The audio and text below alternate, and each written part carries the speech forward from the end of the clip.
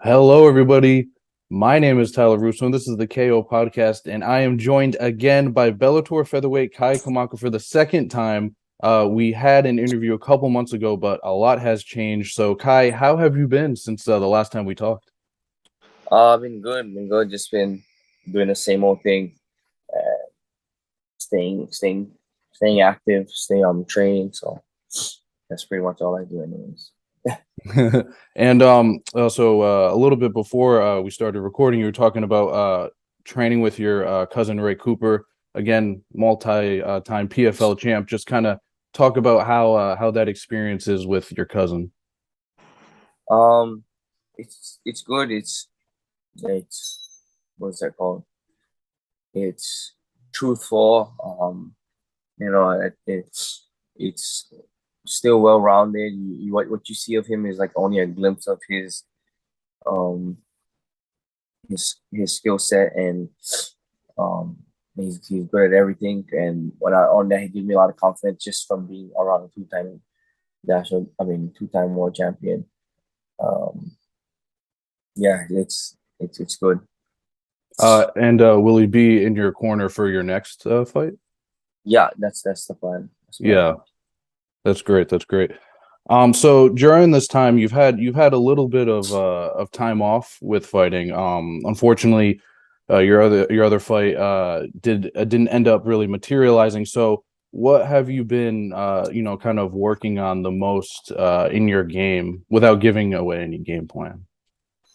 Um, my uncle Ray wanted. My strong suit is grappling and wrestling. So my uncle Ray, he wanted me to kind of focus on that at this right now, and so that's what I kind of been doing. I just been a lot of people, they only see my stand up, right?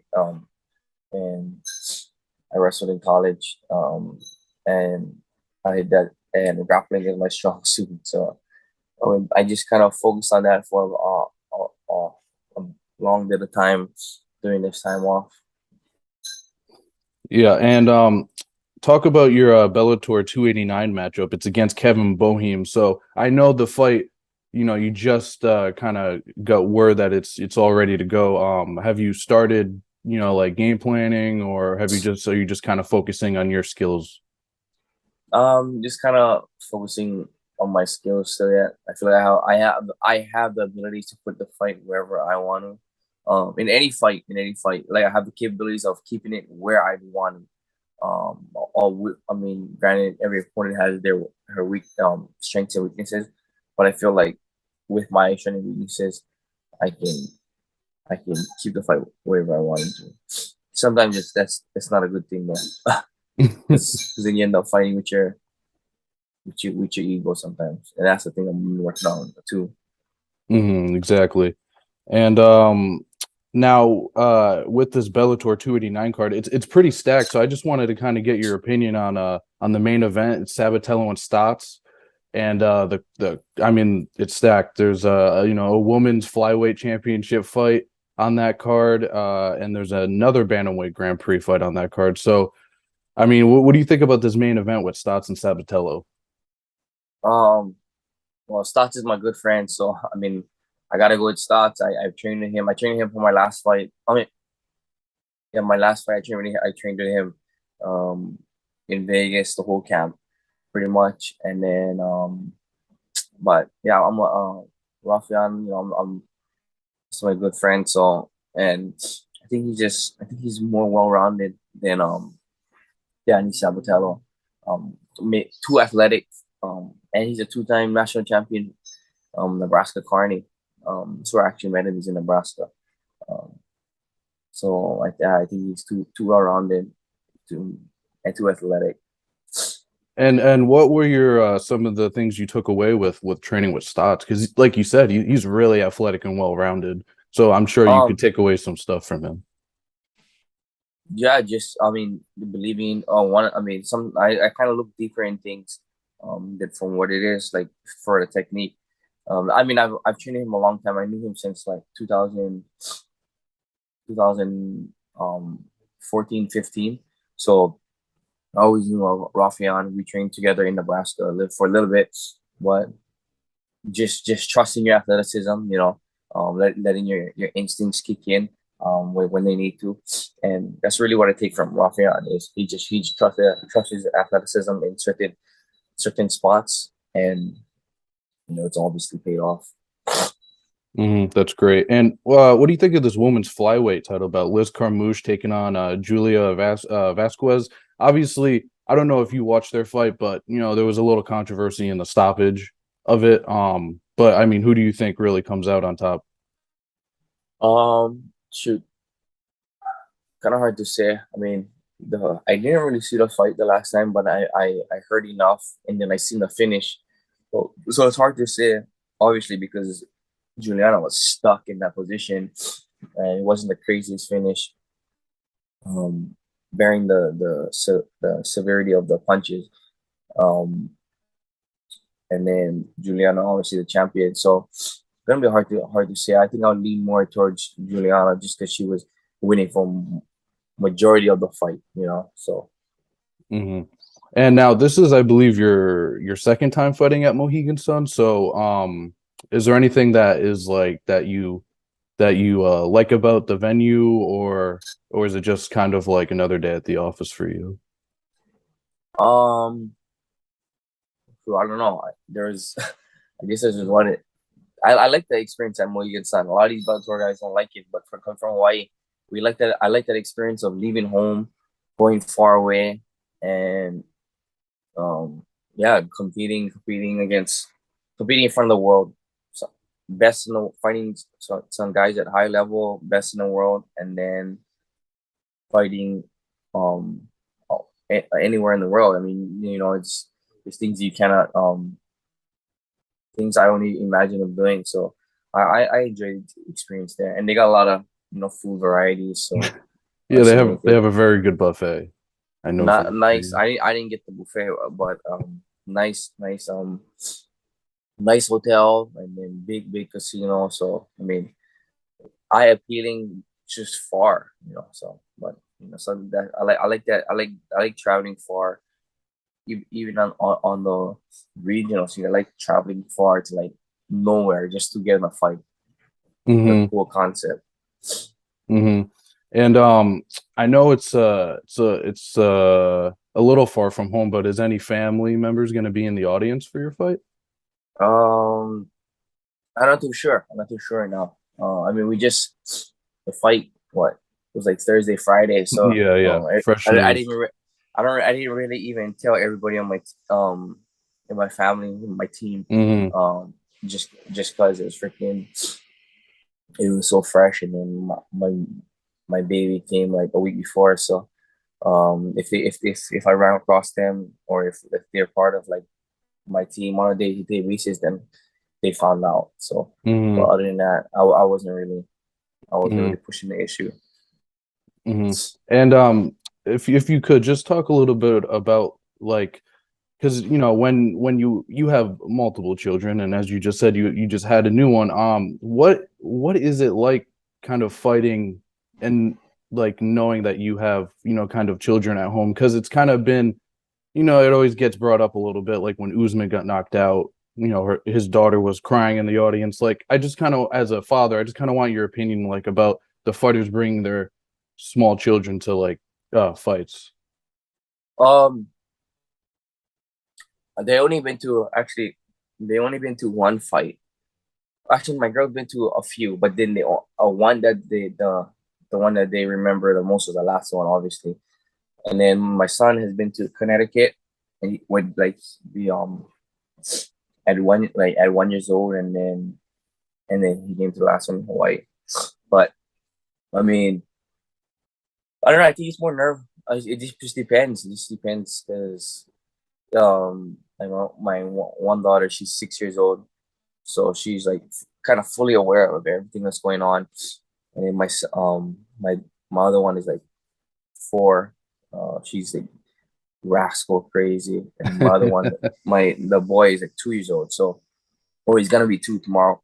But but yeah. So at different ages, you get different responses. So like when they watch it at home, like when they would watch my UFC weigh-ins, my wife would send me videos, and they would go nuts. Like That's amazing. they would be so amused, so amazed by everything that was going on, like seeing their dad want even just leaving on the scale. Um, and then my son, he just wants to be a fighter. That's all he wants. He wants all he does is he wants to punch stuff. Like there's days where me and Ray are in the gym, and he'll be like it's just me and Ray, and he'll be the third guy, just always punching the bag. He's only like not even 2 yet, and that's all he enjoys to do. So I Wow. mean, in a way, it's like um, it's lightning just because they don't see it doesn't bore them. The fight game doesn't bore them. Um, they enjoy it. They enjoy when they want to come with daddy.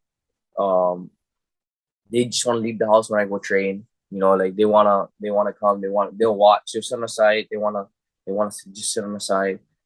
Um, and at the same time, it's there's it's different because at the same time, when they say like it gives you the extra motivation, I mean it does. But for a long time as a kid, like when your first child, second child, you know you don't really like look at it in it. I mean, at least for me, it took a while.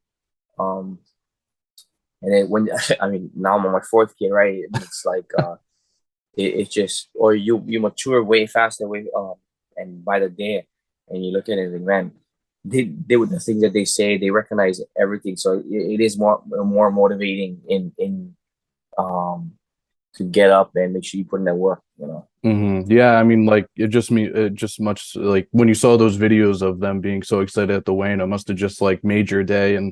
And does it just like you said, it just get you motivated to kind of go and put your best performances on.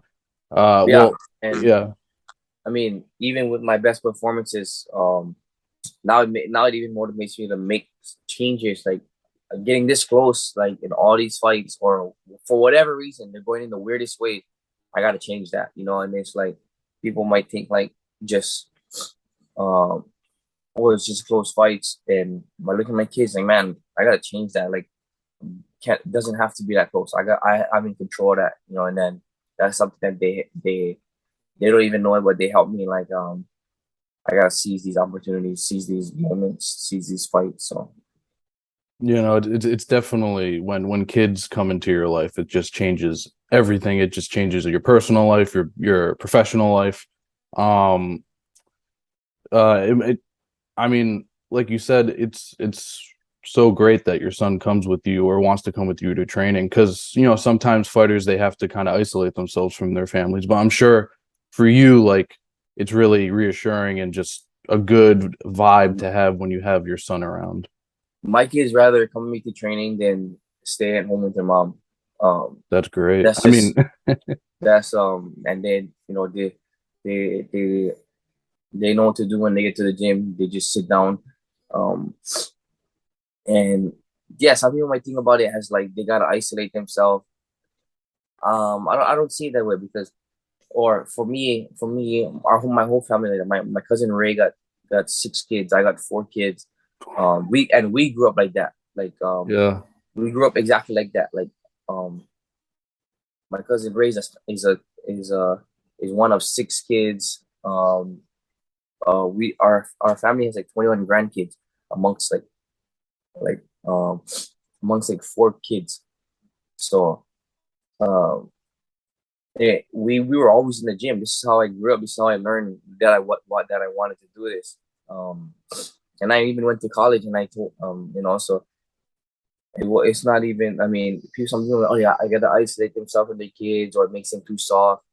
It makes me more hungry, actually. You know what I mean? Like they're watching. They know what is going on. Um, and it's not like, oh, that I gotta isolate myself because the daddy gotta go train. They I don't force them to do this. It's just but they love it, and it's the same thing that happened to us. Same thing that happened to me and my cousin Ray.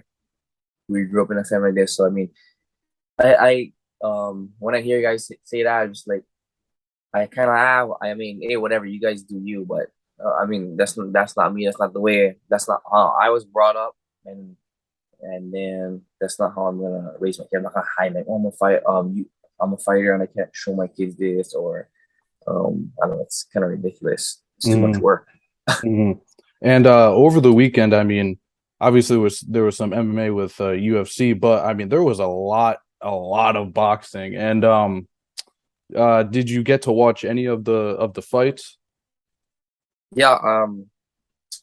Which fight did I watch? Oh, I watched Devin Haney, George Campbell's Mm-hmm. fight, Yeah. and then um, and then that was right after the UFC. So no, I didn't watch. I watched just those, Mm-hmm. Yeah, no, that and was I a seen great the fight. highlights from the Caleb Plant fight. Mm-hmm. Yeah, no, Caleb Plant had a big KO and Wilder had a ridiculous KO as well. He's got the touch of death, Wilder. Well, thank you so much for taking the time out of your busy schedule to talk and sit down with us. And I hope you have a great rest of your camp, and I'll see you at Bellator 289. Yeah, but I'm excited. I'm excited to finally get back in, so get this next win. Mm-hmm. All right, excited to see you then. Thank you.